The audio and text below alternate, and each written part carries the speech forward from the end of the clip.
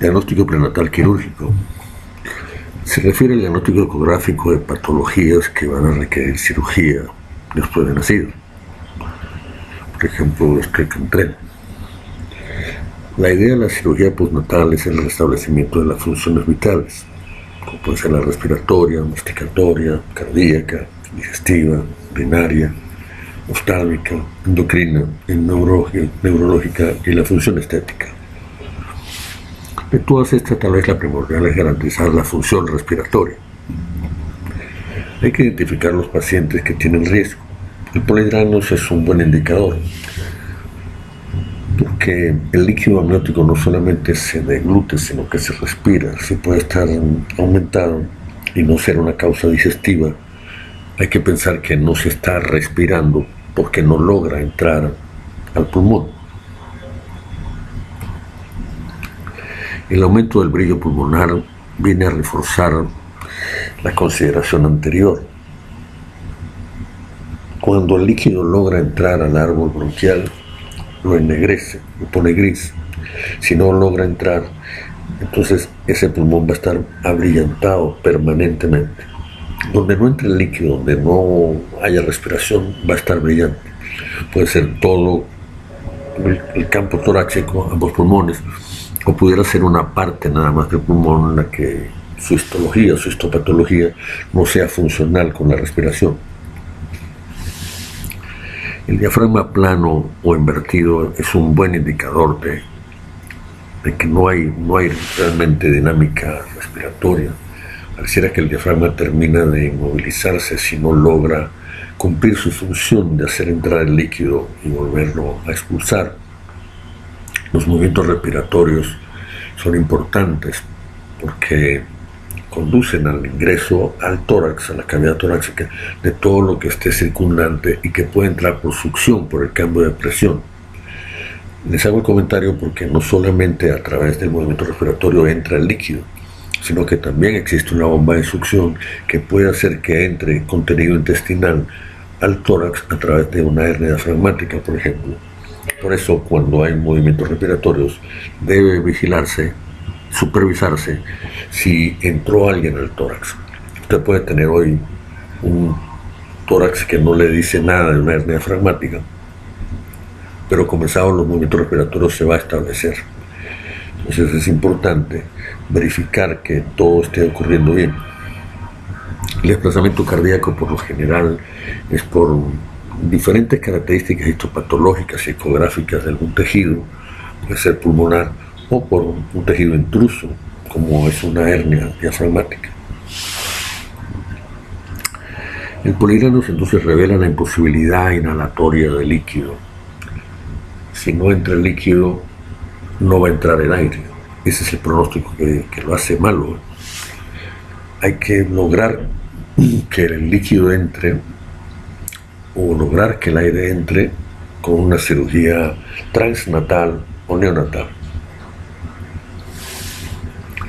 El aumento del brillo pulmonar no solamente revela que no hay perfusión por líquido. El aumento del brillo también puede ser porque hay estructuras que sean ecogénicas y patológicas, como en los casos de los teratomas o los tumores neuroectodérmicos, que hay aumento de la zona ecogénica que estamos viendo, de la zona que estamos evaluando, y significa también un diagnóstico.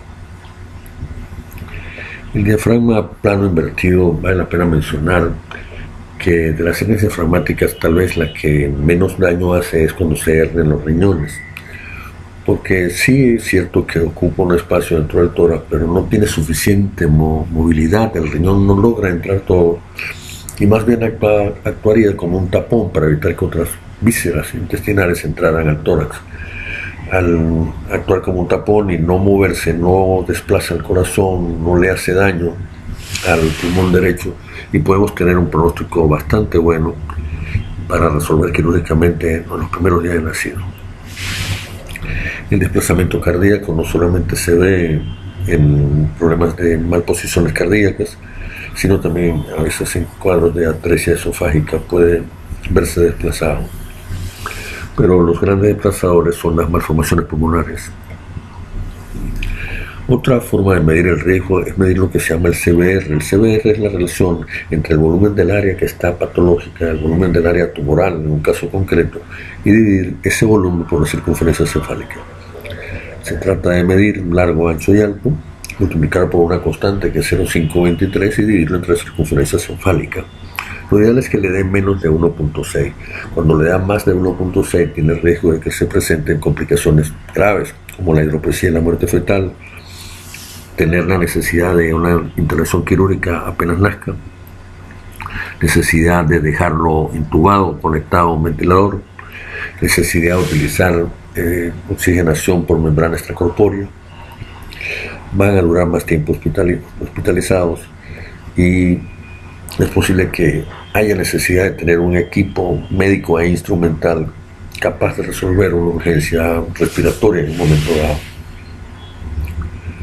Muchos bebés se han perdido porque el bebé no llora, el anestesiólogo intenta intubar y el tubo no pasa porque hay una atresia de tráquea, se han hecho falsas vías, se han hecho perforaciones de vías que no son la traqueal, se han perdido fetos porque el cirujano con su ayudante está en su operación, el anestesiólogo está en lo suyo.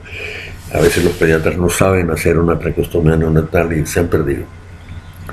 Si hay posibilidad de diagnosticar el problema que viene con necesidad de una traqueostomía neonatal, es preferible tener el equipo humano e instrumental listo, preparado. No debe confundirse esta medición del volumen tumorocefálico con la relación de pulmón hipoplásico con la circunferencia cefálica. También se puede hacer las señales diafragmáticas, pero esto es para ver la recuperación que pueda tener el feto, la oportunidad que tiene de vida según la hipoplasia pulmonar que se ha presentado por el aplastamiento del pulmón contra la parrilla costal, producto del empuje que le hace la hernia al corazón. Para manejar este tipo de pacientes perinatalmente tenemos recursos anestesiológicos y recursos quirúrgicos. Ambos recursos pueden ser utilizados postnatalmente o a través del procedimiento que se llama simil exit, que es hacer cosas con el niño todavía conectado a la placenta aunque tenga medio cuerpo afuera. Los recursos anestesiológicos clásicos son los laringoscopios, unos tubos que se deben disponer de ellas para poderlos calcular de acuerdo al peso del feto y de acuerdo a su edad gestacional. Hay tablas donde lo orientan a uno. Disponemos también de laringoscopios especiales, nasofibroscopios, videolaringoscopios, donde uno puede ir viendo cómo va el tubo por dentro, cosa de garantizar, si se puede, la vía aérea, o cosa de asegurar que la vía aérea no está garantizable por un procedimiento simple como es una laringoscopia intubación, sino que hay que requerir de inmediato el proceso de la traqueostomía. Cuando se tenga duda, no se debe pinzar el cordón, es preferible dejar unos minutos el niño conectado todavía a su cordón y a su placenta mientras se hacen los procedimientos que pueden significar salvar. No es lo mismo hacer una traqueostomía en situación de terrible urgencia porque se ha cortado el cordón y viene la asfixia, y es preferible no cortarlo y esperar si se tiene un diagnóstico perinatal. En líneas generales, si no se sabe, no se ha sabido que tiene el problema, no es malo esperar un poco más, 1 minuto, 2 minutos, incluso que el niño llore todavía conectado al cordón. Los pediatras son de la opinión que cuando uno se aguanta, se retrasa un poco en poner las pinzas para ligar el cordón y el feto hace un poco más de homeostasis, el riesgo de que haya dificultad respiratoria es casi nulo. Tal vez por lo pronto de pinzar el cordón se lleva a una disfunción respiratoria, una taquipnea transitoria que pudo no haber ocurrido si uno se retrasa un poco, se espera. De paso, si uno espera y el niño llora, pues ya sabe uno que la vía aérea está permeable, porque si no, no pudiera ver. Este uso de estos instrumentos pueden ayudarlo a uno a precisar la necesidad de una traqueostomía. Inclusive una traqueostomía que puede ser muy angustiante, sobre todo en los casos de agenesia traqueal tipo 3, donde el cabo de la tráquea no está conectado con la carina de los bronquios. Estos casos se han resuelto con traqueostomías y implementos a introducir tubos que van un poco más abajo, pero que garantizan la vida. Hemos hablado del similexit como la otra alternativa cuando no es postnatal. Esta es la transnatal. ¿Qué es un similexit? Un similexit realmente es la posibilidad de implementar unos procedimientos quirúrgicos fetales manteniendo el niño conectado todavía al cordón y a la placenta. Es decir, la unidad fetoplacentaria está activa y permanente. Y esto va a permitir la corrección de defectos congénitos. Estos procedimientos quirúrgicos fetales también pueden ser para garantizar la función respiratoria. No es nada más dormir, intubar al feto para que esté preparado cuando se despegue la placenta, pero también puede ser que esa intubada sea salvadora. Entonces, los procedimientos quirúrgicos pueden ser para garantizar la función respiratoria. Una vez garantizada la función respiratoria, sí se puede ir ya a los procedimientos quirúrgicos per se. Los objetivos de lograr esa función respiratoria espontánea, ayudado, intubado, es preservar la vida e instaurar también el estado anestésico. Instaurar el estado anestésico significa comandar la fisiología cardiorrespiratoria fetal, vigilancia de sus líquidos y la ausencia del dolor para los procedimientos fetales que se van a utilizar con la debida premura, todavía el feto estando adentro. Lograr la permeabilidad de la vía aérea puede ser intraparto o puede ser neonatal. ¿Cómo lograrlo? Por intubaciones o por traqueostomía, que pueden ser ambas intraparto o pueden ser neonatales. ¿Qué ventajas tiene esto? ¿Cuál es la estrategia? La estrategia es que si va a haber cirugías de abdomen, por ejemplo de pared abdominal o una gastrosquisis, el bebé no respire porque no lo necesita, no necesita mover su abdomen ni necesita aumentar la presión abdominal porque está conectado a su placenta y se está oxigenando, el bebé puede estar en reposo. Es decir, no hay aumento de la presión intraabdominal que haría que las vísceras se siguieran saliendo cuando uno lo que quiere es tratar de introducirla para corregir la gastrosquisis. Lo otro de tener bien dominado el aspecto anestesiológico es la anestesia materna, ¿no? Hay controversias o decisiones del anestesiólogo si va a dar una anestesia general, que es la que se prefiere porque los tejidos están más relajados y la extracción de los fetos debe ser cuidadosa para no rasgar, para no romper, o la anestesia peridural, que todavía el bebé tiene la ventaja de que no viene dormido, no viene sedado, pero es un plano quirúrgico más rígido, no está relajado. La anestesia fetal se puede dar tomando una vía rápidamente del feto, o se puede dar por inhalación de los gases si acaso se logra intubar. Esto tiene como ventaja lograr la inmovilidad del feto. La intubación similexit es muy sencilla, se saca el feto, nada más la cabeza, aquí está su cara, se saca un brazo, el brazo anterior, el brazo derecho, por lo general, se hace la laringoscopia para verificar que está permeable la vía y se intuba. Eso es el procedimiento habitual. ¿Qué ventajas tiene la conexión natural fetoplacentaria? Garantiza la oxigenación fetal y no aumenta la presión abdominal. ¿Qué garantía de la intubación? ¿Qué garantiza la intubación? De que si ocurriera un alumbramiento inesperado tenemos la vía aérea tomada permeable. Sirve también para la administración de los anestésicos, ya sea por vía intravenosa fetal o vía inhalatoria fetal, sobre todo para cirugía cefalotorácica. Preferimos la vía intravenosa. Cuando es para cirugía abdominal, la vía inhalatoria pudiera mover los intestinos, esto está siendo manejado ventilatoriamente y sí hay aumento de la presión. Lo otro que tiene influencia es el tiempo sobre el tiempo quirúrgico. Por eso el tiempo quirúrgico es un similexit para una gastrosquisis, por ejemplo, que salió, el niño viene ya con la gastrosquisis, no la corrige, es unos 10 minutos. Pero puede haber tumoraciones mucho más grandes, como estos teratomas, que pueden requerir hasta 90 minutos. Operaciones se puede hacer con el medio feto adentro, el tórax afuera, y se pueden hacer toracotomías y lobectomías de 90 a 120 minutos con el niño todavía pegado a la placenta. Es importante que la placenta no se despegue y para ello hay que uteroinhibir. La relajación uterina se puede lograr con anestesia inhalatoria, pero también básicamente con tocolíticos, ¿sí? que tengan ese útero relajado y que la placenta se mantenga dentro. Es importante que cuando se abre el útero se pierde el líquido amniótico, y las pérdidas de líquido, esa descompresión de la cavidad uterina puede contribuir a que se despegue la placenta. Entonces hay que devolver una cantidad similar estimada por medio de una amniinfusión. Requiere monitoreo, electrocardiograma materno, tensiómetro y también de monitoreo de la anestesia fetal y hacer ecocardiografía. Tiene que haber un ecocardiografista y un equipo de ecocardiograma ahí al lado del pabellón para hacer un verdadero control y monitor del procedimiento.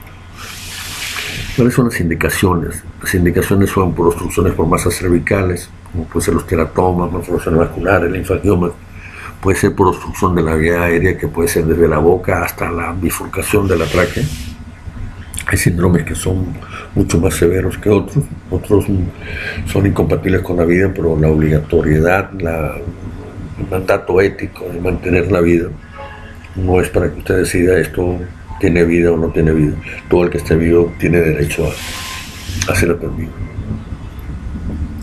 También se ha utilizado el EXI para procedimientos de resección, como las masas, teratoma pericárdico, malformaciones adenomatoideas quísticas pulmonares. Y también, nuevamente, mediante la oxigenación por membrana extracorpórea para hernias diafragmáticas muy severas con ascitis, sobre todo las trisomías 18 que dan hernia diafragmática con ascitis, los Down que dan cardiopatía con ascitis. La ascitis es un mal compañero de la hernia diafragmática y en líneas generales, un Down que venga ya naciendo con ascitis, la mortalidad es elevadísima. Una trisomía 18 que tenga una hernia diafragmática y ascitis es muy mala la supervivencia. Cardiopatías congénitas severas que sean de urgencia, como la transposición de grandes vasos no corregida. Y también se está utilizando para la separación de los siameses. Puede ocurrir porque por las características de lo largo del cuello, de lo alargado que ha hecho una tumoración, la intubación parezca imposible. Una intubación imposible, no disponemos de un tubo que sea tan largo que de allá, y lo grueso del cuello también puede hacer que la traqueostomía sea muy laboriosa. Sin embargo, hay que garantizar la vía, y la vía que se está utilizando en estos casos es hacer una traqueostomía lateral. No tiene que ser de frente, sino puede ser lateral también, y evitar todo lo molesto que puedan ser los linfangiomas, que son blandos pero ocupan un volumen, un espacio. Los hemangiomas, que son más tensos, más tendencia a lo macizo, y los teratomas, por supuesto, del cuello, que son inmovibles. Realmente no puedes perforar un teratoma para poner un traqueostoma. Entonces hay que ir a la traqueostomía lateral. Las anomalías de la función respiratoria tienen que ver con problemas esqueléticos, con cuanas, con funciones a nivel del cuello extrínsecamente, los problemas peritoláxicos, laringotraqueales y la patología pulmonar. Los problemas esqueléticos más importantes se deben a costillas fusionadas. No puede haber costillas fusionadas porque las costillas fusionadas nos están diciendo que tenemos posiblemente una gran desviación de la columna, y el tórax también puede estar enano y ser inexpansible. Requeriría entonces una traqueostomía que va a ser lamentablemente de por vida. Entonces son ejemplos de una enfermedad que se llama Hart-Levin, donde la expansibilidad de uno de los pulmones no está fácil porque la escoliosis es muy severa y ha ocupado un espacio que necesitaría el pulmón para ser expandido durante el proceso respiratorio. Estos niños que tienen el Hart-Levin pasan a ser tubodependientes, son intubados de por vida y pueden durar en una sala médica intubados muchos años hasta que finalmente fallecen. Los cuadros de acrocefalosindactilia son pacientes que tienen la cabeza hacia arriba y tienen los dedos pegados. Esa combinación de acrocefalosindactilia se ve en el Aper, que son Pfeiffer, Schützen y Carpenter. Estos niños pueden tener también enanismo laringio y pueden tener enanismo traqueal y tener enanismo costal. El Di Giorgi da acortamiento de la tráquea, es también un detalle muy importante porque algunas tráqueas acortadas pueden estar interrumpidas y ser muy difícil de salvar a estos niños porque no hay realmente utilidad en la traqueostomía cuando la tráquea no está conectada a los bronquios de la carena. El problema de estos bebés es que tienen problemas con el factor de crecimiento de fibroblastos. Número 2, es un problema del cromosoma 10 en el brazo largo, en la región 2, en la banda 6. Esa herencia autosómica dominante. Tienen también un enanismo en las cuencas oculares y entonces los ojos tienden a salirse. Y esta cabeza siempre está usada hacia arriba y la mano no cierra ni abre. Ese es el aspecto que tiene desde el punto de vista ecográfico. Estos niños con el upper terminan muy frecuentemente con su traqueostomía muy precoz, porque el enanismo traqueal no es suficiente. Requerirían entonces tener unos tubos especiales con mucho tiempo con la tráquea entubada y respiración posiblemente con presión positiva. El hecho de que tengan las cuencas oculares pequeñas y que los ojos se salgan no es un exoftalmo, a eso se le llama proptosis. Pueden tener la cabeza de trébol también, pueden ser laboriosos de nacer aún en procedimientos necesarios. Los cuadros de proptosis pueden ocasionar atrofia de los nervios y ser unos niños ciegos. Ecográficamente se ve como una masa que sale, esta es la nariz, la boca, una masa que brota, y desde el punto de vista ecográfico nos recuerda a una manzana vista desde arriba. Entonces sería el agujero de la manzana. Son ejemplos de proptosis, y estos son niños de mucho cuidado realmente. El Pfeiffer es otra acrocefalosindactilia más fácil de diagnosticar, tiene la acrocefalia, tiene la sindactilia, pero tiene muy grandes los pulgares y los alucos. Igual tiene problemas respiratorios. Esto es lo típico de ellos, los pulgares grandes y los alucos sumamente grandes. Es una acrocefalosindactilia también. Otra displasia esquelética se llama displasia astrófica y se caracteriza por un pisamo, por malformaciones en las orejas y los pulgares siempre alejados del centro de la palma, como quien está pidiendo aventón, autostop. Esto es lo típico de estos bebecitos que tienen una patología esquelética benigna, no letal, requieren muchas veces resistencia ventilatoria y terminan en traqueostomía también. Lo típico para hacer el diagnóstico es el pulgar alejado de la palma y los pies metidos zambeados. Bueno, pulgares, ejemplos de pulgares alejados. Ellos nacen con unos depósitos de condroitinsulfato en las orejas, que pueden ser tardíos, pero deforman la oreja en forma de coliflor y comienzan ya a verse de temprana edad. Sin embargo, estos niños son de una inteligencia normal, son muy agradables, son muy graciosos, son personas que se deben integrar cuanto antes a la sociedad. Hay unos datos curiosos. Parece que cuando el índice y el medio son muy tan cortos o menos cortos que el anular y el meñique, los rasgos de inteligencia son importantes, muy importantes. En este caso, entonces son el índice y el medio más cortos que los anulares. Eso es un dato diagnóstico que puede verse ecográficamente. Por supuesto que estos bebecitos no pierden la feminidad ni la coquetería. Son niños muy lindos de integrar a la sociedad. Nuestro bebé que tiene un problema de atresia de acuanas es malo, porque el bebé no sabe respirar por la boca. Él viene planificado para respirar por la nariz, y si tiene las acuanas tapadas, pues se va a asfixiar, aunque tenga la boca permeable, si la supiera utilizar. Para diagnosticar la atresia de acuanas hacemos unos Doppler de la nariz cuando hay el movimiento respiratorio, y deben verse los dos orificios nasales a colores. Cuando se uno solo tienes una atresia de acuana, y si no lo ves aún respirando, tienes la atresia de acuana bilateral. La atresia de acuana se aquí atrás. Esto es una membrana que el cirujano va a interrumpir, va a orar, a perforar. La atresia de acuana es una operación que es relativamente sencilla, pero la mayoría de los otorrinos prefieren hacerla ya nacido el bebé. Sin embargo, las dificultades respiratorias pueden obligar a intubar al niño. Ya cada día hay más otorrinos que están haciendo la cura de la atresia de cuanas como Similex. Cuando hace la endoscopia se ve que las cuanas están tapadas es el correcto, y las cuanas están tapadas por unas membranas que habrá que quitar, no solo perforar, sino extirpar, ¿no? Extirpadas, este es el aspecto que tienen, ¿no? Es muy importante. Sin embargo, hay algunos datos que nos dicen que debemos esperar una atresia de cuanas.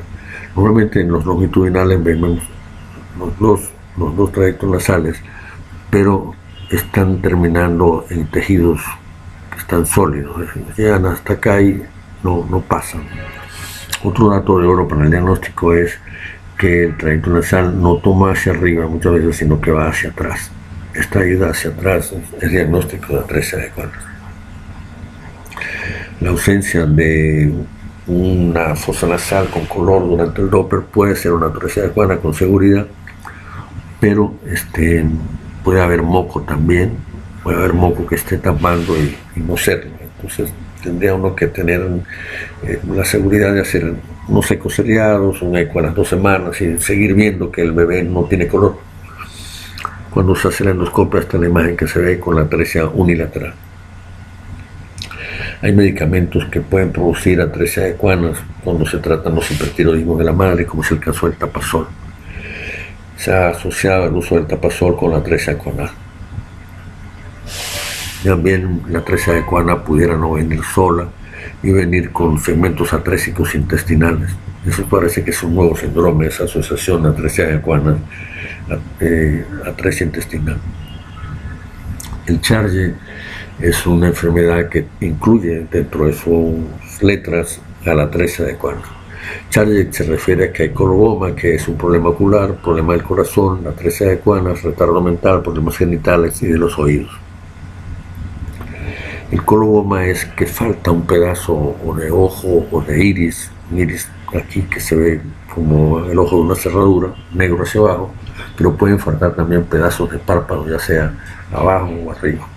Estos pedazos de párpado se pueden evidenciar por ecografía, porque se puede ver que hay una solución de continuidad, por ejemplo en este caso en el párpado inferior. Puede haber afectación tanto de la parte de abajo como de la parte de arriba de los párpados, tener falta de piel abajo, arriba, y esto es lo que se conoce como los colobomas. Existen unos signos mayores y unos signos menores para el diagnóstico del Charge. Se consideran que son signos mayores el coloboma y la atresia de cuanas y el caracol, y que son signos menores las cardiopatías y los problemas de los pares craneales. Tener dos mayores es un indudable diagnóstico de eso, pero pudiera tener un mayor y dos menores, también eso es de alta sospecha.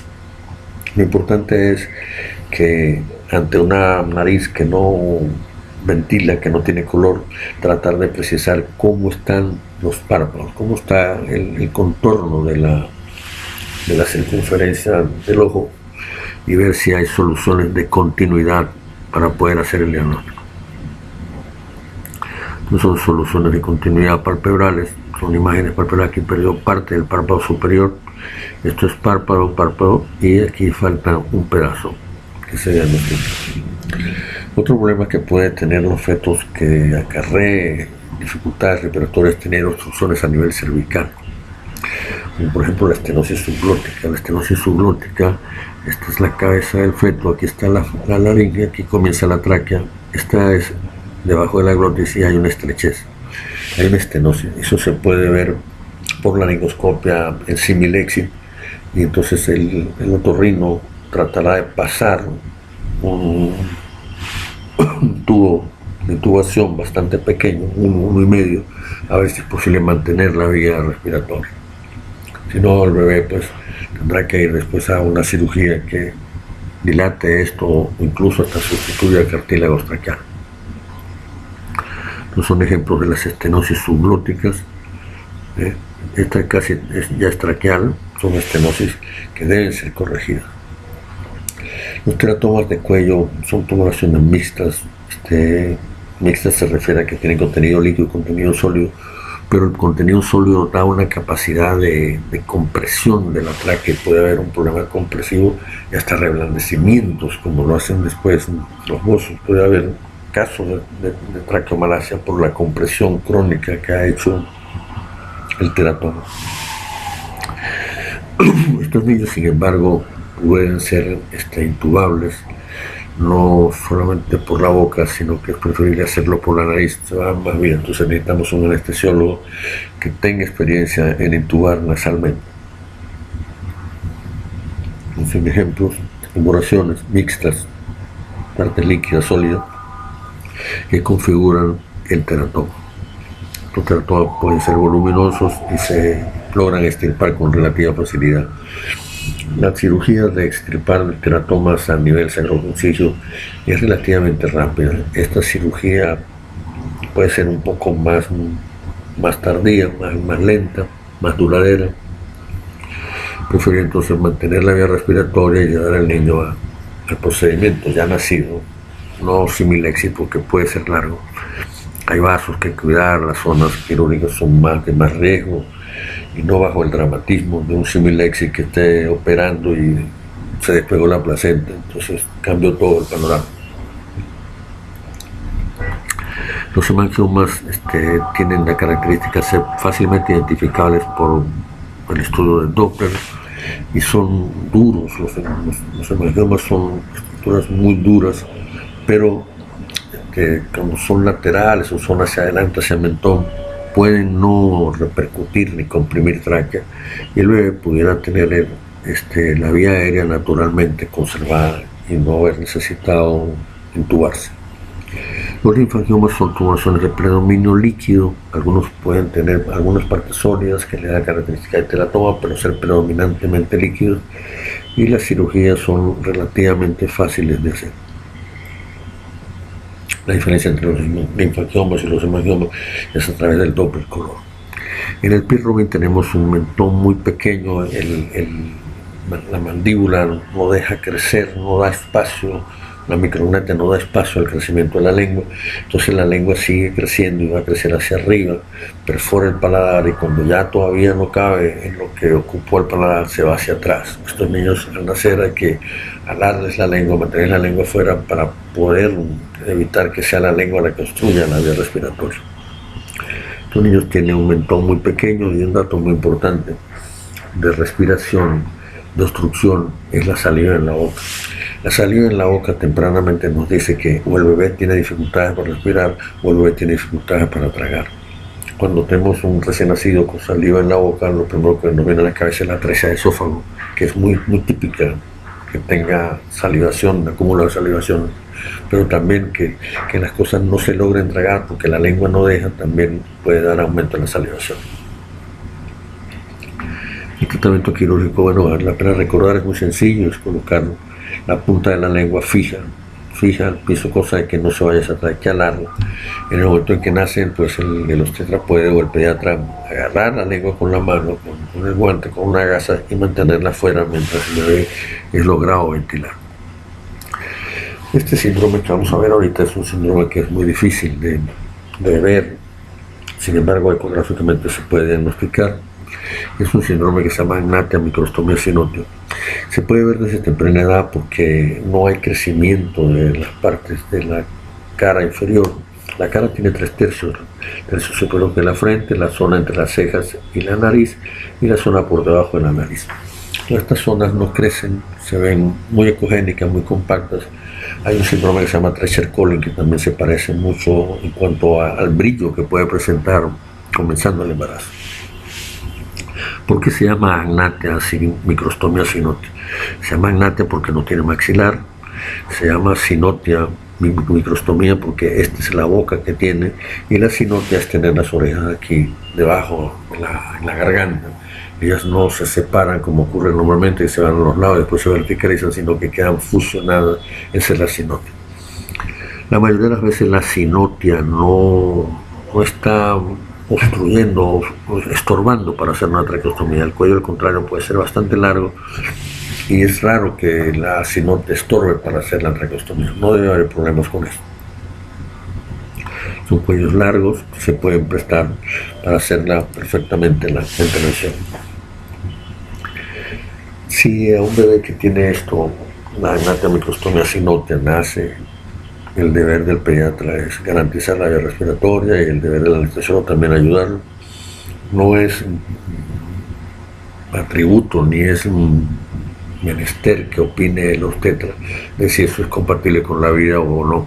Ese no es el problema. El problema es que hay que, al ser vivo, hay que garantizarle su función respiratoria. Lo que pase después con él, bueno, lo decidirá Dios, las circunstancias, pero no mirar mal a todo el intento del pediatra de querer cumplir lo que es su vocación, su servicio y su obligación. Y los epignatus son tumoraciones que están encima de la mandíbula, pueden impedir no solamente la respiración, sino la alimentación también. Son niños que a veces no son fáciles de intubar ni siquiera por la nariz y se prefiere ir de una vez a la traqueostomía. Nosotros creemos que en un futuro así van a ser los ecosonogramas. No va a ser el eco y va a lograr ver el feto a colores. Eso es un arreglo simplemente de computadora. Pero así se ven los niños. Los problemas que están peritonáxicos o laringotraqueales también se presentan en las dificultades respiratorias. Hay un síndrome que se llama Milroy, donde hay una linfangiomatosis de medio cuerpo, puede ser axilar, puede comprometer bilateralmente al tórax y tener dificultades de expandir. El tórax no se expande porque tendría que mover no solamente la jaula torácica, sino que mover a los lados a toda esta masa que puede estar tensa. Son bebés que pueden tener dificultades de expansión del tórax. Se llama síndrome de Milroy. Los linfangiomas torácicos pueden ser grandes, pueden ser axilares, pueden comprometer el retorno venoso de los brazos. Algunos pueden hacer que los brazos vayan hacia arriba, como los niños que se llaman Hércules, y el nacimiento de estos bebés es muy laborioso. Se hace la cesárea, logra sacar la cabeza, y para que salga el resto del cuerpo de ese tórax tan amplio es muy difícil. El parto vaginal es imposible, ni lo intente porque las posibilidades de desgarro, de atascamiento son muy altas. Hemos visto pacientes que los han puesto a nacer, se atasca el tórax, el niño muere y no queda después en otro recurso que decapitarlo ya muerto y hacer una cesárea para sacar el resto del cuerpo, terminar pegando con unas líneas de sutura al cuello, el feto, la cabeza. Se han muerto pacientes porque se han tironeado la cabeza afuera, han intentado sacarlo, se han roto vejiga, recto. Hay quien teniendo la cabeza afuera, una vez se le ocurrió que lo mejor era devolverlo, volverlo a meter, no decapitarlo, sino volver a meter la cabeza hacia adentro, hacia el útero, para sacarlo por una cesárea, y en esa maniobra de volver el feto adentro, se rompió la vejiga y se murió la paciente también. Estas son las imágenes tumorales graves que están de partes blandas. La agenesia traqueal, bueno, en líneas generales, es una malformación muy severa, incompatible con la vida en la mayoría de los centros. La agenesia traqueal significa que no podemos, a través de una traqueostomía, meterle la capacidad respiratoria a los bronquios, porque si no están conectados. Tendría que haber una maniobra muy de urgencia, muy heroica, de abrir tórax y meterle un traqueostoma a un bronquio. No es realmente fácil, es muy difícil. Lo que sí llama la atención es que los pulmones se expanden, no logran sacar sus líquidos, porque es que los fluidos pulmonares se drenan a través de la tráquea y salen. El bebé los expulsa por la boca, pero como no hay de dónde expulsar, el pulmón se abomba y vas a ocupar un espacio muy grande dentro del tórax. Esa capacidad de expandirse cuando no puede evacuarse es lo que se hace cuando le pones un tapón a la tráquea en la hernia diafragmática, cosa de que el pulmón se abombe, se expanda gradualmente con sus propias secreciones y pase a competir con su voluminosidad por un espacio que le pertenece por derecho, y la lucha por ese espacio hace que la hernia diafragmática se devuelva del tórax al abdomen. Son ejemplos de cómo se ven las imágenes cuando no hay comunicación de la tráquea con los bronquios, y imágenes ya de morgue, donde no hubo posibilidad de salvar. Sin embargo, podemos tener casos de atresia bronquial unilateral, donde se ve un pulmón que está abombado y el otro no resulta bien. El problema es que estos bebés tienen insuficiencia respiratoria y hacen con frecuencia hidrotórax del lado donde está el pulmón bueno. El que esté haciendo la nasofibroscopia, la nadiobroncoscopia, se va a dar cuenta que tiene una vía bronquial permeable y la otra está cerrada. El CAOS es el acrónimo de la obstrucción de la vía aérea, el síndrome obstructivo de la vía aérea superior. Esto puede ocurrir porque haya acúmulos de secreciones bronquiales, pero realmente la obstrucción es una atresia de la vía, puede ser laringea o puede ser traqueal. Los hallazgos más importantes son los pulmones abombados, hay una dilatación de la vía aérea por debajo de la dilatación, los pulmones hiperexpandidos, el retorno pulmonar venoso puede estar alterado, y cuando se altera el retorno venoso pulmonar, vamos a ver que la aurícula izquierda es de menor tamaño y la sangre no le está llegando. Entonces ella, que debería tener las imágenes de las 4 pulmonares llegando, no se ven, la distancia que la separa de la aorta se aumenta porque la aurícula se achica, y puede terminar entonces con un cuadro de hidrogiasitis que complica el pronóstico y el bebé muere.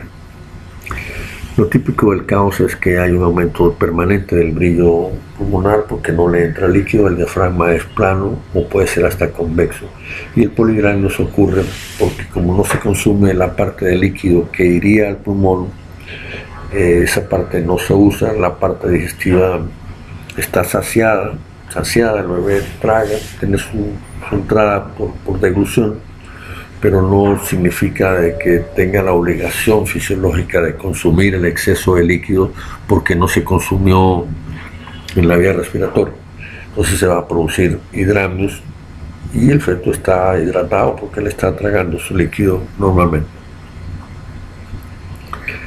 Es importante que cuando se piense que tenga un CAOS, que tiene aumento del brillo pulmonar, el hidramio, el diafragma plano o invertido, trate uno de recorrer todo el recorrido que hace el líquido amniótico desde la boca, hasta allá, hasta llegar al estómago. A veces las encías están fusionadas y eso también puede contribuir. Puede haber fusiones de la lengua con las encías, de la lengua con el paladar, se llaman fusiones glosopalatinas, glosogingivales, que dificultan la entrada del líquido. El bebé puede estar respirando por la nariz, pero se trataría de una obstrucción de los primeros segmentos de la digestión, de los primeros segmentos de la respiración, que tienen que ser también reparados. Es importante uno de los diagnósticos cuando ven el aumento de brillo pulmonar, el aumento de brillo del pulmón, ver si no hay poco brillo más bien en los contornos subpleurales. El aumento de brillo subpleural, más que brillando más lo subpleural que lo parenquimatoso pulmonar, puede ser un signo del síndrome de Down. La obstrucción de la vía aérea alta es por la ránula, y se han descrito estas tumoraciones, son quirúrgicas, ocupan una zona importante dentro de la boca. El bebé luce como si estuviera bostezando permanentemente, es que tiene la boca ocupada. Estos niños terminan en traqueostomía con mucha frecuencia. Cuando hay pulmones hiperecogénicos, hay que pensar en primera instancia en las obstrucciones laringotraqueales. Pulmones hiperecogénicos, laringotraqueales. Cuando el pulmón es hiperecogénico, pero zonalmente, una sola parte, y cambia la distribución, el aspecto, el contorno de esa zona que está hiperecogénica, pensamos más bien en las malformaciones adenomatoideas quísticas pulmonares, el tipo 3, que es la más pequeña. Este es un niño que nació con caos, se logró diagnosticar, se salva, se hace la traqueostomía en el momento del nacimiento. No se pensó en hacer nunca el Similexit, entonces se sabía que iba a ocurrir, que tenía dificultad respiratoria, y se ligó cordón y todavía estaban a mitad de la traqueostomía. Bueno, se volvió el ambiente un poco tenso. Lo ideal es que cuando se tenga un diagnóstico de caos no se ligue el cordón, esperar a que termine la traqueostomía, hará una laringoscopia que demuestre que está obstruido y se hará la traqueostomía con un bebé en condiciones tranquilas. No va a estar asfíctico porque está metido, pegado a su cordón umbilical y placenta. Este es el niño ya después de 3 años, duró 3 años de traqueostomía. En esos 3 años nunca habló, porque no podía hablar, no emitía sonido para pasar por las cuerdas vocales, entendía perfectamente lo que le decían. Muchos foniatras se preocuparon de su capacidad de hablar para cuando se retirara el traqueostomo, y no hubo ningún inconveniente. El niño comenzó de una vez a hablar, sabía hablar, las palabras las iba adquiriendo. Fue un caso bastante interesante. El niño, pues lo vimos nuevamente, hizo un cierre granulomatoso de la zona que se operó y hubo necesidad de reintervenirlo. No se pudo hacer en su país de origen, sino que se hizo en Estados Unidos. Su desarrollo escolar es normal, tenía ya 11 años, actualmente tiene 20 años, es una persona completamente normal. No son las imágenes de la obstrucción que ese niño padecía. Sin embargo, a veces tenemos bebés que tienen también el caos, el diafragma es plano, el aumento de brillo y el polidragma. Eso ya es suficiente para estar en alerta. Este caso cursaba con un esófago dilatado que era muy fácil de ver, en contraste con los pulmones abombados cayendo sobre ese esófago dilatado, porque tiene una doble burbuja, una atresia duodenal. Entonces teníamos un bebé que tenía una atresia de la vía aérea y tenía una atresia duodenal al mismo tiempo. Lo llegamos a ver unas 5 veces y en cada una de las veces se recomendó que estuviera el equipo listo para la traqueostomía. El hidranio fue aumentando, a las 32 semanas se rompieron las membranas, la operaron de urgencia, no hubo quien supiera hacer la traqueostomía y el bebé se muere. Se demostró la obstrucción del duodeno y la obstrucción de la tráquea vista por su segmento inferior, que es como por su segmento inferior, como por el segmento superior. Aquí está el epiglotis. Esto estaba tapado por los 2 lados y se pierde el feto, lamentablemente. Puede haber cuadros de estrechez traqueal extrínseca porque alguien esté empujando a la tráquea. Esto también existe y es una cirugía de cuello que es mucho más laboriosa. Se necesita una traqueostomía para poder hacer eso. La traqueostomía tiene que cumplir la función realmente de lograr meter el traqueostomo más abajo de la obstrucción que tiene, y después se hace la traqueoplastia, lo que se vaya a resolver o eliminar quien lo esté pisando, obstruyendo. Puede haber papilomas queloideos dentro de la vía aérea, aquí a nivel de la orofaringe. Este es el comienzo de la tráquea y están aquí los papilomas ocupando. Estos son los anillos traqueales que se identifican, ¿no? Hay acumulación de líquido y esta es la imagen ya después de nacer. Las patologías pulmonares, las más frecuentes son los quistes, los teratomas, las reumatoideas quísticas pulmonares y los secuestros pulmonares. La reumatoidea quística tiene 3 tipos según el tamaño de los quistes que tenga la zona que está afectada: más de 2 milímetros, de 0,5 a 1, y la más pequeña, que es la que más brilla, de menos de 0,5 milímetros, que es la tipo 3. La frecuencia de la tipo 1 es un 50% en relación a las demás. Son quistes más grandes, mucho más grandes del corazón, y los quistes son grandes, son visibles. Pueden parecerse a hernias diafragmáticas y no serlo.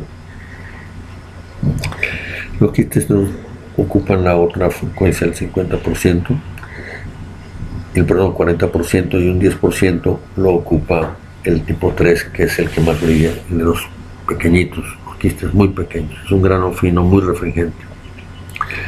La compresión del hemicardio, de la compresión del corazón por las malformaciones de neumatoideas de pulmón izquierdo, empujan el corazón contra la jaula torácica y lo empujan haciendo contacto con el lado izquierdo del corazón. Aquí está la aorta, que es la que hay que mirar en todo momento, y comparar su diámetro de la aorta con el diámetro de la cava en abdomen. Tiene que ser normalmente la aorta el doble de la cava.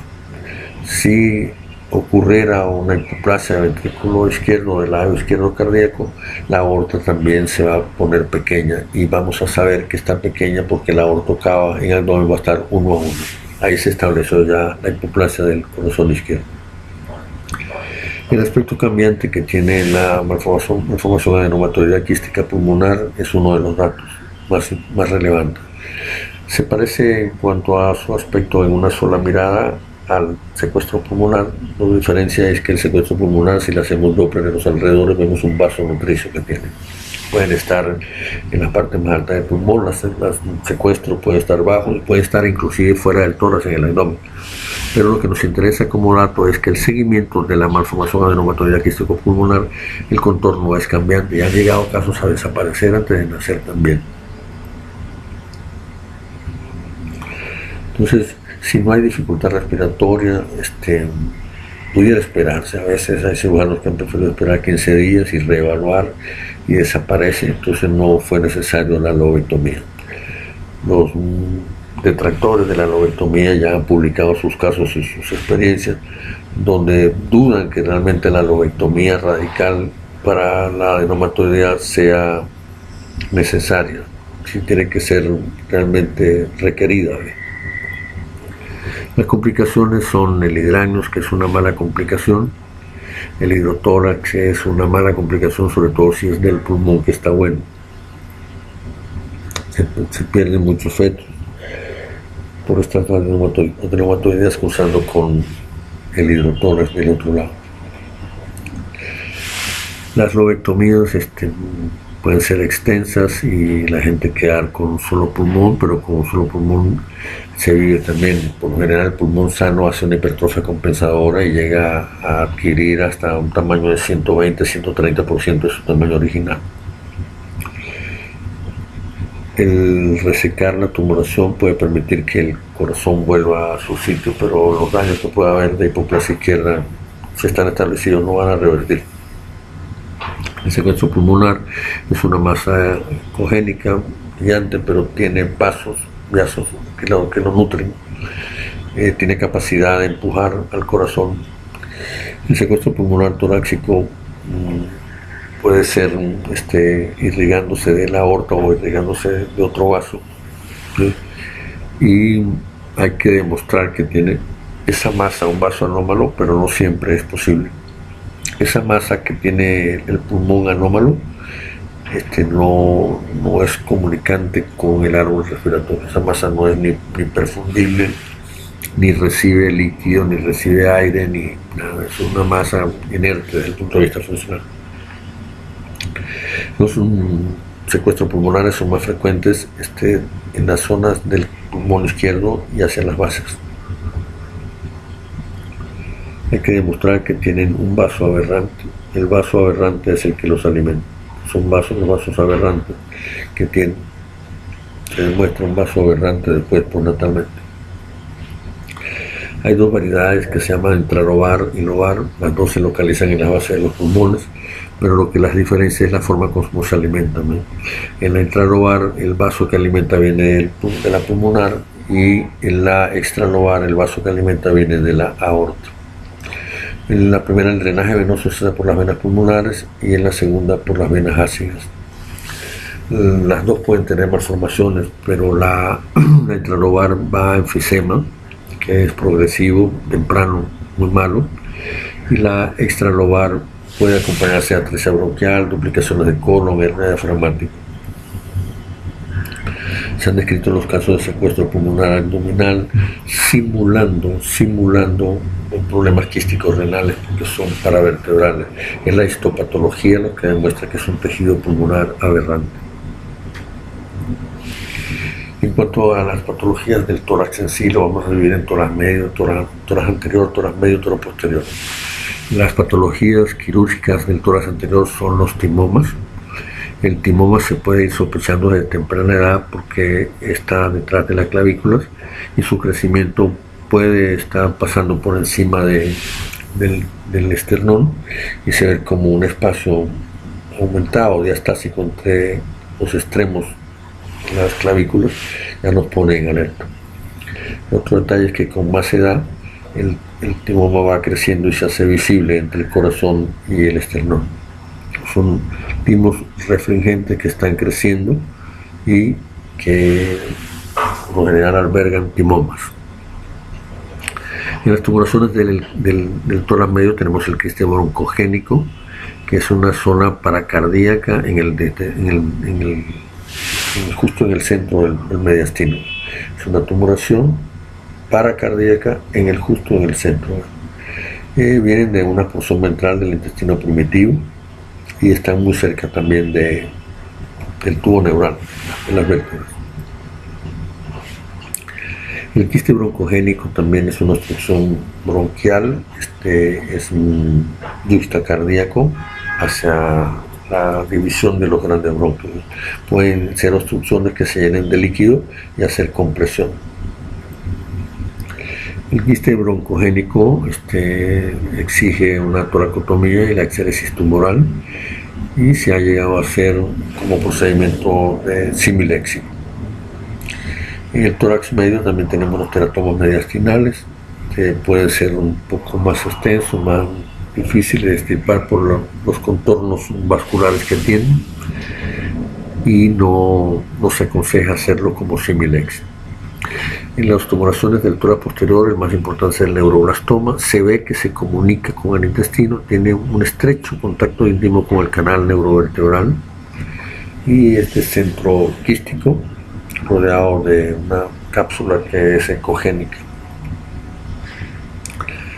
Puede haber neuroblastoma no solamente en tórax, puede haberlo en suprarrenales, en cuello y en la médula espinal. Son diferentes localizaciones, pero la mayoría de las veces los que nos interesan de tórax son posteriores, íntimo contacto con el tubo neural. El neuroblastoma es una masa paraespinal, es torácica, superior y derecha. Y cuando son grandes tienen muchas calcificaciones, que después se pueden ver por tomografía. Algunos neuroblastomas son masas abdominales retroperitoneales. Dentro de las masas hacia atrás hay un tumor que se llama el tumor de Askin, que es una masa paraespinal retrocardíaca derecha. Es un tumor neuroectodérmico y puede tener compromiso de los miembros inferiores. Puede haber obstrucciones traqueales no quirúrgicas cuando la madre ha tenido tosferinas, el prepucio, se ha descrito obstrucción no quirúrgica, secreciones muy espesas, spam, la infección. Una obstrucción traqueal, vemos los pulmones abombados y no se ve la tráquea que esté en el centro dilatada, a diferencia de la obstrucción traqueal que sí que no es por infección. La atresia traqueal no tiene el trayecto, esta tapa los bronquios bilateralmente, los hace espeso, pero es de tratamiento medicamentoso, pues tratamiento médico. Entonces, entre los factores maternos están las infecciones y la obstrucción traqueal. Ya se ha ido publicando varias veces su asociación con la infección pertussis materna. Hay algunos medicamentos como la driamicina y el ácido valproico que también han producido problemas de la tráquea. Entonces, tenemos que pasar ahora a garantizar la función masticatoria de los fetos. Ya vimos cómo se hace la función respiratoria, vamos a la masticatoria. Vimos los tumores gingivales, Los tumores gingivales de la encía inferior son los epignatos, pero el tumor de la encía superior muy grande que puede ocupar, que puede estorbar, se llama el épulis. Son quirúrgicos y lo tenemos antes y después de la cirugía. Estos bebés que tienen los épulis, los tumores pueden ser multilobulados, pueden ser móviles como pueden ser sésiles, y algunos regresan espontáneamente sin necesidad de cirugía. Eso se ha descrito también. Hay otras que son unas perlas, que se ven muy ecogénicas, le dan a la encía un aspecto festoneado, no tienen que ver nada con el épulis. La ránula es una tumoración sublingual y debe diferenciarse el quiste dermoide de los neoblastomas de células granulosas, de mucosa gástrica heterotópica debajo de la lengua. Son fáciles de seccionar, de extirpar, y el pronóstico foniátrico de la lengua es bueno. No es una glosectomía, es una quistectomía sublingual lo que se está haciendo. Los teratomas linguales sí son masas sólidas, son más difíciles, ahí sí se puede requerir glosectomías parciales. No son tumoraciones que se ven, que se salen, son esferoidales y no implican mayor riesgo desde el punto de vista ventilatorio, desde el punto de vista respiratorio, pero sí representan problemas para, la succión, el amamantamiento. Hay un intruso que ocupa un espacio que lo necesitamos para que la boca vaya al seno de la madre, al pezón, y no tenemos esa facilidad, estorba. Entonces, es la necesidad de responder eso, pues, de corregir. Otros bebés pueden tener polihidramios y tener las encías fusionadas. Estos niños son alimentables porque se han abierto brechas a través de las encías lateralmente para poder, a través de sondas, si la madre está ordeñando, amamantarlo. Sin embargo, la fusión de las dos encías puede ser un problema de cirugía maxilofacial muy difícil, y este niño ya llegó a tener los dientes, los de arriba y los de abajo, todos impactados, porque todavía a esta edad no se le había resuelto el problema de la fusión de las encías. Otros niños pueden tener la hipertrofia de las encías muy grande y haber dificultad para succionar, para abrir la boca, su espacio es diferente. Este cuadro, que se acompaña de hipertrofia de las encías, se acompañaba también de problemas escrotales, había una criptorquidia, problemas de sindactilia. Entonces, ese bebecito que tiene una hipertrofia de las encías, una ectrodactilia, una sindactilia y problemas en el escroto, se llama el síndrome Guest. Puede haber tejido condroide que se vea en la boca, tejido óseo muy ecogénico que está localizado desde la porción inferior de la encía y llega a perforar la encía. Viene desde aquí, es una banda, es un tejido cilíndrico, sólido, cartilaginoso, que debe desaparecer y puede simular un diente, y no es realmente es un tubito que atraviesa la encía de atrás adelante y va por detrás. Aquí está por detrás de la encía, tiende a desaparecer espontáneamente. Los tumores linguales reales pueden ser malignos. Se han descrito los casos de rhabdomyosarcomas de la lengua, y la lengua bífida también puede ser sorpresiva, pero no pensar en ella y que esté ocurriendo porque se piense que tenga un tumor de lengua muy grande, ser una lengua bífida. La ránula, bueno, ya les había hablado. Los teratomas linguales, ya mencionados. Las malformaciones mandibulares más importantes son tumoraciones que pueden ocupar todo el maxilar, la parte inferior. Ellos van a ir apareciendo como zonas ecogénicas, van creciendo. Aquí está la nariz, va comiéndose el maxilar hasta que finalmente ya son visibles afuera. Las tumoraciones son quirúrgicas.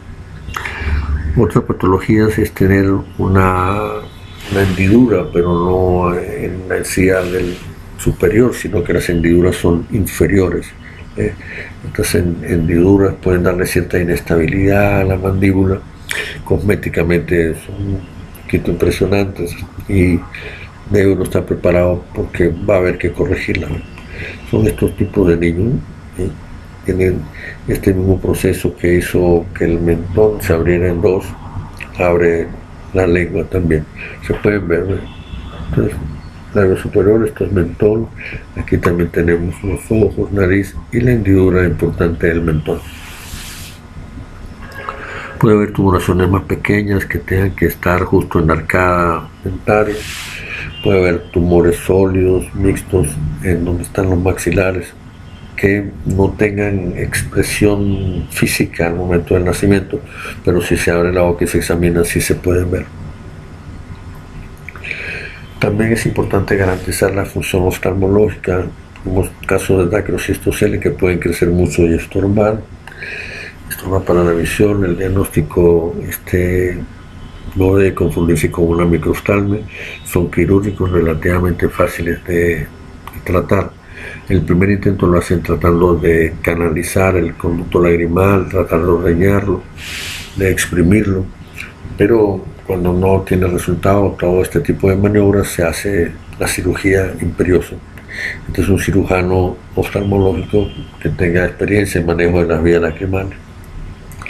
El hipodermoide conjuntival es una estructura tumoral que está en los cantos de los ojos y son fuertemente ecogénicos. Son fáciles de diagnosticar, se ven mucho, son fáciles de ver. La notoriedad es fácil, no es un diagnóstico difícil. Los tumores supraciliares también se han visto, la mayoría de las veces son lipomas, pero puede haber tumores supraciliares óseos que crezcan mucho más, que deformen, aplasten la esfera ocular y pueden ocasionar lo mismo que hace un aumento de la presión, pueden ejercer presión excesiva sobre el disco óptico, sobre el nervio y nacer la gente con problemas oftalmológicos. Vas a ver un ojo que tiene por delante una estructura que va creciendo, este es el cristalino, va creciendo y la estructura es sólida. Estas tumoraciones del aspecto sólido, perioculares, por lo general son fibrosarcomas y son de muy mal pronóstico. Los teratomas oculares, el ojo en sí es un teratoma y no hay posibilidades de salvarlo. El teratoma es benigno, pero el ojo se pierde. La catarata nos ayuda porque es una zona que es blanca central. La mayoría de los tumores malos del ojo, que son los retinoblastomas, se pueden ver como estructuras blanquecinas, pero al lado del cristalino normal. Entonces hay que tener cuidado de no confundir el aspecto del cristalino normal creyendo que es una catarata cuando realmente lo que tiene es un retinoblastoma. Debemos garantizar la función endocrina. Vemos la tiroides que está aumentada, el cuello debe ser lineal, una línea que vaya del maxilar al esternón. Estas sin curvaturas nos hacen pensar que tenemos bocio. Los bocios se pueden ver por ecografía 3D y le puedes hacer incluso Doppler al bocio para saber si es hipertiroideo o hipotiroideo según la vascularidad. Tenemos bocios que son hipertiroideos, tan hipertiroideos, son masas que buscan ver maxilar inferior, la lengua, el inicio de la orofaringe, y yendo más abajo te consigues con la masa tumoral del cuello. Los niños pueden tener bocios grandes, rara vez son obstructivos. Interesa más el aspecto funcional que el aspecto dañino por compresión. Hay un dato importante respecto a la iodopovidona. El betadine no se debe usar para lavados vaginales en el embarazo, se absorbe y ha ocasionado bocio fetal por el uso de betadine. El bocio fetal puede cursar como acompañante de quistes de ovario también. el propio propiltiuracilo versus el tapazol. El tapazol tiene el inconveniente que produce lipomas del cuerpo calloso. También puede producir problema de las cuanas. El propiltiuracilo es el que estaría indicado, pero puede producir un hidrops que sería reverso, se revierte si se quitan los medicamentos. Hay que garantizar la función cardíaca. Las partes quirúrgicas apremiantes son los teratomas pericárdicos, que van a ser muy grandes, y se ve el corazón con una tumoración que llama la atención, su aspecto heterogéneo, que es hay partes sólidas, partes líquidas, y se comporta como un dificultante de la diástole cardíaca, y con mucha frecuencia los fetos se pierden. Aquí tenemos un feto de autopsia donde se ve líquido y la tumoración del pericardio. Una vez que se ha extirpado, se puede ver en sí la tumoración bastante grande, y se perdieron. Los radiomemas cardíacos se ven en las esclerosis tuberosas de la mujer y de la piel de la mujer. Pueden ser muy grandes, voluminosos, ser letales. La patología del cantel, el corazón nadando en líquido amniótico, siempre se acompaña de una cardiopatía. Garantizar la función digestiva, hay que detectar los hepatoblastomas, que tienden a ser muy esferoidales, muy redondos, ellos fáciles de pensar.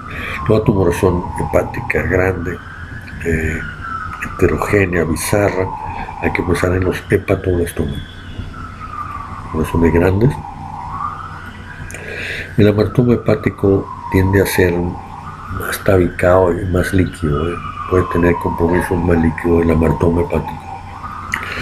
Existe la apendicitis y la diverticulitis fetal, rasgo de peritonitis por el peritoneo brillante, y las zonas de la apendicitis se ven como un dedo de guante engrosado. Esto puede llevar a obstrucción intestinal y perforarse el colon y perderse el feto. Otra vez lo que se logra ver son no rasgos de una apendicitis, sino divertículos inflamatorios, que tienen igual capacidad de producir peritonitis aséptica, pero peritonitis y obstrucciones con pérdida del producto. Los onfaloceles, recomendamos la conducta expectante si es posible, porque la piel puede crecer y cubrirlo sin necesidad de operarlo. Recomendamos mirar con Doppler el onfalocele, desde el onfalocele hasta la placenta, porque a veces hay estructuras avasculares que pudieran seccionarse en útero y permitir que el onfalocele regresara las vísceras al abdomen. La gastrosquisis es tal vez la cirugía más fácil, más rápida de hacer, con símil éxito, pueden durar 9-10 minutos. Se requiere que no hayan dilataciones de asas, que no estén rasgadas, que no estén inflamatorias, lacerosas, porque no es conveniente meter este intestino que esté inflamado simplemente por dejarlo adentro. Tiene sus indicaciones, sus formalidades, el protocolo de la gastrosquisis. La estenosis pilórica consiste en demostrar estrechez del píloro y cómo el contenido pasa de un lado a otro. Lo malo de la estenosis pilórica es que se puede acompañar de epidermólisis bulosa, y esa epidermólisis bulosa puede descamar la piel y hacer que el líquido amniótico sea muy grumoso, como se ve en la ictiosis. Estos son ejemplos de obstrucciones. Apenas hay un pasadizo muy pequeño de píloro. La atresia duodenal, lo que nos interesa es que la demostremos que están comunicantes los dos, y su asociación con la trisomía 21. Pueden dar también atresia de duodeno, la poliesplenia, pero la poliesplenia la sabemos identificar porque la ácidos y la aorta, la aorta está acompañada por la ácido porque en la poliesplenia la cava inferior está interrumpida. Estos dos vasos siguen incluso hasta a nivel de las 4 cámaras cardíacas, cuando en tórax 4 cámaras solamente debe verse la aorta frente a la columna. Vamos a tener 2 vasos, esa es la poliesplenia. Entonces tendríamos ese dato de 2 vasos frente a la columna cuando está el corazón, asociado a una doble burbuja por una atresia duodenal, sería entonces una poliesplenia. La hernia diafragmática, dependiendo de quién comprime, pueden ser las hernias diafragmáticas yuxta-auriculares, por lo general no tienen repercusión, y pueden ser yuxta-ventriculares también. La hernia diafragmática con ascitis es muy mala, tiene mal pronóstico y perfecto. La atresia de esófago es la imposibilidad de llenar el estómago, puede llenarse si hay fístulas. Hay que verificar que no tenga una dextrocardia, porque el cirujano infantil abre el tórax para corregir la hernia, la atresia de esófago por el lado derecho, y si tiene una dextrocardia la operación puede ser laboriosa, más difícil, más complicada. Lo que sí es que sí puede llenar el estómago, pero el llenado es lento, porque se está llenando a través de la fístula. Normalmente el feto toma un trago de líquido amniótico y su llenado, cuando aparece el estómago, aparece pleno, bastante lleno y rápido, pero pasa media hora y todavía el estómago está así. Hay que pensar que tiene una atresia de esófago con fístula. Los telatomas gástricos son tumoraciones de la pared, pueden llevar hasta dilataciones del estómago, pueden llevar hasta el polidrangos. Todas estas tumoraciones que se ven en la pared gástrica, hay que ver si la mamá no tiene como unas pecas en la boca, que es el síndrome de Peutz-Jeghers. Los quistes pancreáticos también se han reportado, pueden ser quirúrgicos, pero ayudan al diagnóstico de las anomalías asociadas, como puede ser la enfermedad poliquística, la de quiste pancreático, la displasia torácica asfixiante de Jung, también puede cursar con quiste pancreático, y el baby Wiedemann, el que tiene los riñones grandes, macroglossia y son macrosómicos, también puede dar quiste pancreático. El cistum es una parte aganglionar del colon, donde se dilata y se van llenando la parte del colon que funciona bien. Esto es quirúrgico, hay que extirparlo. Cuando se deja progresar el cistum, la dilatación llega a ocupar prácticamente todo el abdomen del feto, se hacen grandes. Los quistes mesentéricos se ven como estructuras que pueden estar en cualquier parte del abdomen, pueden confundir si están cerca del borde hepático y creer que se trata de un quiste del colédoco, no es. Son de fácil resolución, sin ninguna complicación. Las atresias ileales y lunales, pues, son estas dilataciones, esos son quirúrgicos en la cera, hay que resolver ese problema. La litiasis de la vesícula biliar se ha descrito también en los fetos, puede ser asintomática y la mayoría de las litiasis desaparecen solas, espontáneamente. El quiste del colédoco es una tumoración quística siempre debajo del borde hepático, son quirúrgicas. Hay que garantizar también la función urinaria, sobre todo en los cuadros obstructivos, donde haya megavejiga, hidronefrosis, se pone el uso de los catéteres, de las derivaciones que se llaman uroamnióticas, donde el bebé, ese exceso de orina que está en la vejiga pasa a la cavidad amniótica, no solamente para evitar que la orina se devuelva y me haga hidronefrosis, no, es para aportarle líquido amniótico a la cavidad amniótica, que lo necesitamos para que no me haga la hipoplasia pulmonar. Los tumores sólidos renales, están los hematomas renales, el tumor de Wilms, que es un tumor muy grande, es muy bizarro para verlo ecográficamente. La displasia renal multiquística también, con los quistes de diferentes tamaños y que es unilateral, no tienen ureter, no fabrica orina, también termina siendo quirúrgica. La estrofia cloacal también termina siendo quirúrgica, son cirugías muy largas, no se pueden hacer por similexia, no tienen ninguna ventaja. Tampoco se van a alterar mucho porque el bebé respire. puede estar intubado y estar respirando, ventilando, moviendo su abdomen, pudiera tener algo de dificultad para corregir la parte de onfalocele que tienen estas patologías con mucha frecuencia.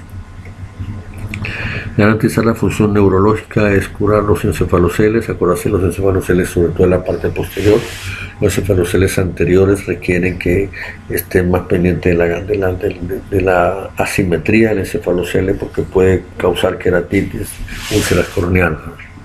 Hay disrafias que son infrecuentes, que también son quirúrgicas, hay que demostrarlas, y el pronóstico por lo general es muy malo cuando tienen estas disrafias, porque al cerrarlas, aún poniendo una válvula, se va a establecer una hidrocefalia más severa que requiera cambio de la válvula.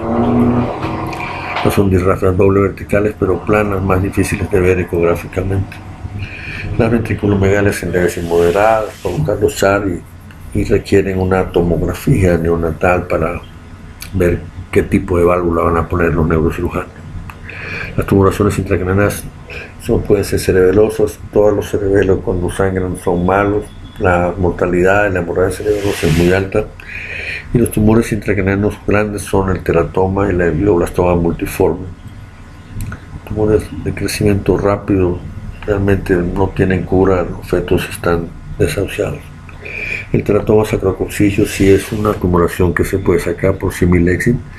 Hay que hacer la versión del feto, abrir el útero con mucho cuidado para que no se rasque, no se rompa la tumoración, y se han corregido en útero los teratomas, aún a pesar del tamaño. También es importante en lo posible garantizar la función estética, que son tumoraciones de cara que no tienen nada que ver con nariz ni con vía aérea. Algunos tumores de tipo hemangiomas requieren algún tratamiento para eso. Los teratomas de la cara son difíciles porque son deformantes y a veces están en íntimo contacto con la parte ósea y no son fáciles de extirpar. Sin embargo, las tumoraciones de este tipo pueden comprimir la cuenca ocular, pueden comprimir la parótida y representar otro tipo de problemas por los problemas compresivos que representan. Muchas gracias.